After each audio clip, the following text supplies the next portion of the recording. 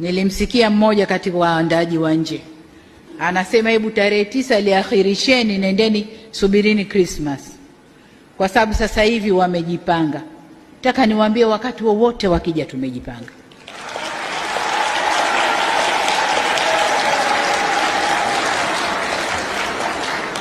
Wakati wowote wakija tumejipanga.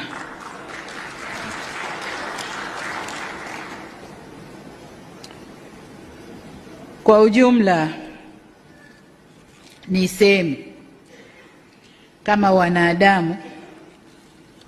wanadamu hukosana wakaelewana. Hatusemi serikali labda tuko safi hatuna makosa, hapana. Inawezekana kabisa kuna mapungufu, na hakuna serikali yoyote duniani sio mapungufu, lakini wanakaa wanazungumza na kuondoa mapungufu yaliyopo. Kwa hiyo na sisi hatuna budi kukaa kuzungumza na kuondoa mapungufu yaliyopo. Nimepata salamu wanasema tutakubali tu kukaa na serikali ikiwa watafanya 1, watafanya 2, watafanya 3.